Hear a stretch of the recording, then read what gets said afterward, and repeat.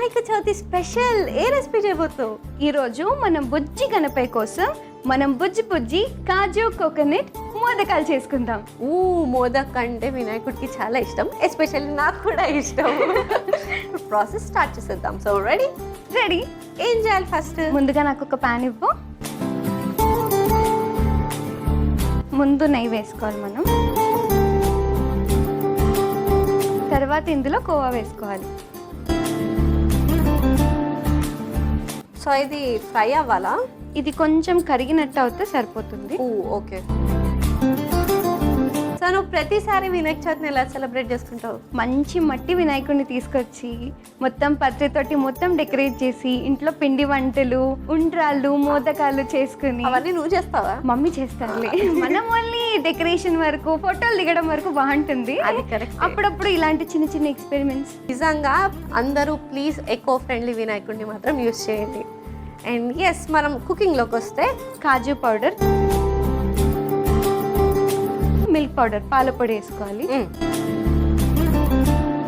ఆ తర్వాత ఇందులో కొబ్బరి పౌడర్ వేసుకోవాలి, ఎండు కొబ్బరి పౌడర్.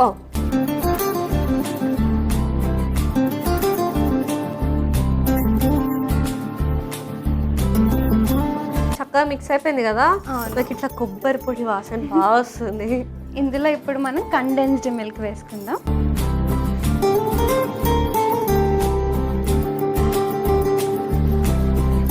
ఇందులో పంచదార పొడి వేసుకుందాం. ఇందులో గుల్కంద్ వేసుకుందాం.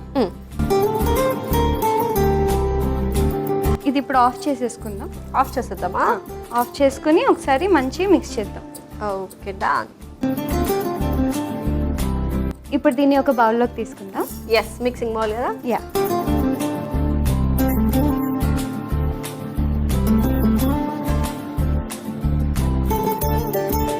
ఇప్పుడు ఇది కొంచెం చల్లారాలి.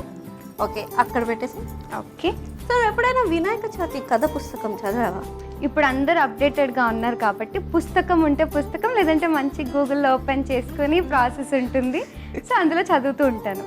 సో నీకు కరెక్ట్గా ఏ స్టోరీ, ఎక్కడ ఏమొస్తుంది అని తెలుసా?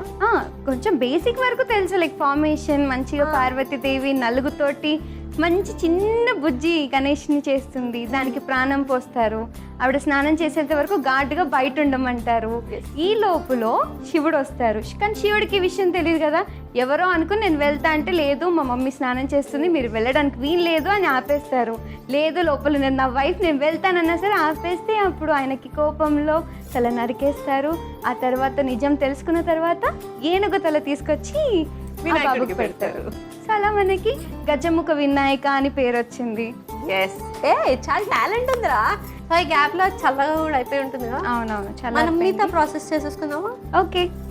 ఇప్పుడు మనం మంచి మోదకాలది మోల్డ్ తీసుకుందాం. దీనికి కొంచెం నెయ్యి రాసుకుందాం.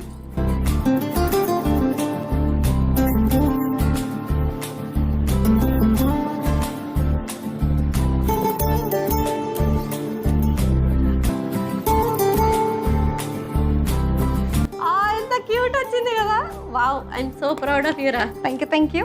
ఇలానే మిగతా మోదక్స్ ని కూడా రెడీ చేసి పెట్టేసుకుందాం.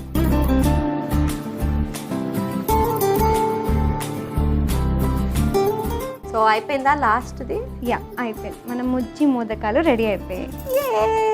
సో నేను సర్వింగ్ ప్లేట్ తీసుకొచ్చేస్తా, సర్వ్ చేసేసుకుందాం. ఓకే. ఇదిగో.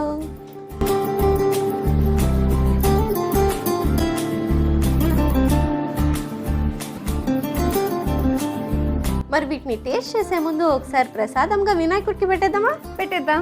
ఏ